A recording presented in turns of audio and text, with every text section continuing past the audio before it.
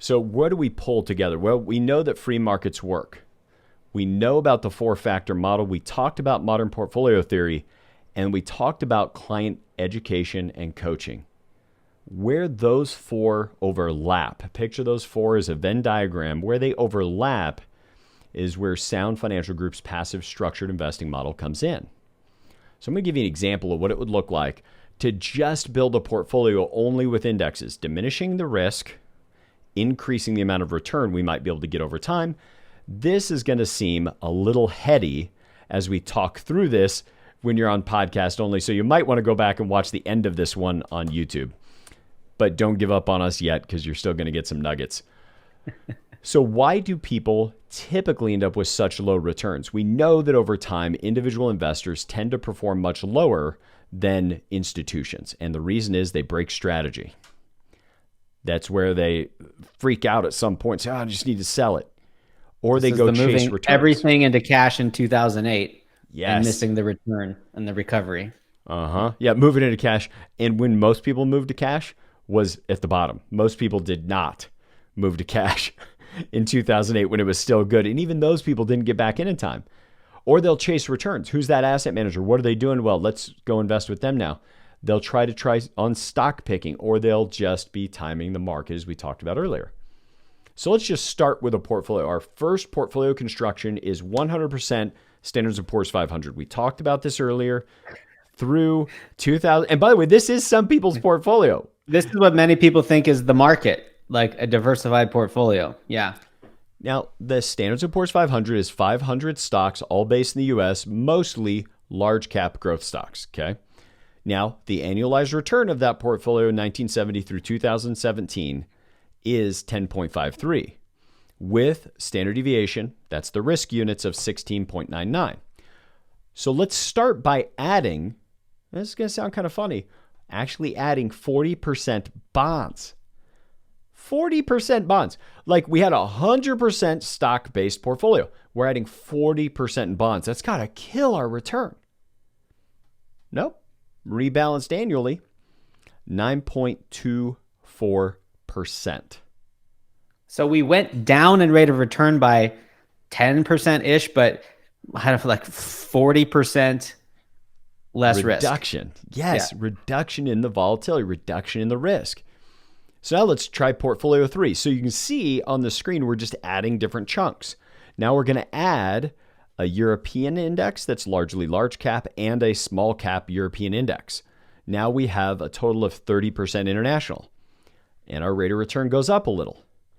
And our risk barely increases. So now we're at 9.81 in return and 11.02 in risk. Remember, we started at 10.5 and almost 17% in standard deviation at the beginning of this.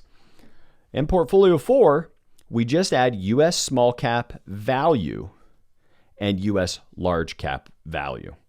And what you see is we end up at 10.68% in return with less risk of only 11.48. So we just produced my favorite thing. This is so great. Paul, sorry, let you land that point. So this is the efficient frontier that we were talking about earlier. If you hear that old axiom of more risk, more return, it's not always true. And the time it's not true is when you're not already on the efficient frontier. If you're below that efficient frontier, we can actually get more rate of return for less risk just by making the portfolio more efficient.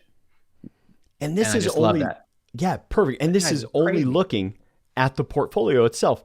So Jordan, we can scrap the screen and now just be on me and Corey. Here's what I want you guys to be able to leave with, is that those illusions are real. But what people think when we've talked through all these illusions is they've seen the negative outcomes. They've seen stock picking not work.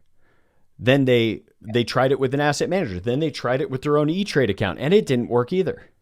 They tried market timing, and it didn't work. They tried each of these things, and none of them worked. And what do people often say? That stock market is rigged. I'm just not going into it. No. Or even worse, someone's been invested in just the S&P 500 this whole time. They have held strategy and they think it's working. Yes. And for you listening now, you might be one of those people who has had some of those wrong turns in the market, but it's not been because it's your fault. It's not because the market doesn't work. In fact, I think all told, the most accessible and dependable wealth building tool to all of Americans is an academically allocated, globally diversified portfolio, not the stock market. That's how you hear people say it. The greatest growth and wealth building tool while they have their sleeves rolled up, hitting funny noise buttons on MSNBC. Not that. It's not the stock market. It is the way we participate in it. And by being aware of all these illusions, then looking at an existing portfolio and comparing it to what it would look like if it was academically allocated and globally diversified. We just gave you a bit of an example with indexes, but what we end up doing when we manage money is we use a set of tools that allow us to have our clients in over 13,000 different positions in 42 different countries who are transacting in 190 plus countries. Ooh. It's all meant to be enormously diversified for the sake of achieving market returns. We don't use the tilting to quote unquote beat the market or crush the market. The tilting a little more toward the market, tilting a little more toward value, tilting a little more toward small cap, and tilting a little more toward profitable companies is meant to give us an extra 1 to 1.5% rate of return, allowing you to have an advisor with you through that journey and overcome that frictional loss that comes with getting advice and getting coaching. So our goal with our clients is just to achieve market returns. Now that takes away a whole bunch of sexy marketing slogans of, oh, our asset managers have a really good story and we went on this due diligence trip to the Ritz-Carlton or whatever it was.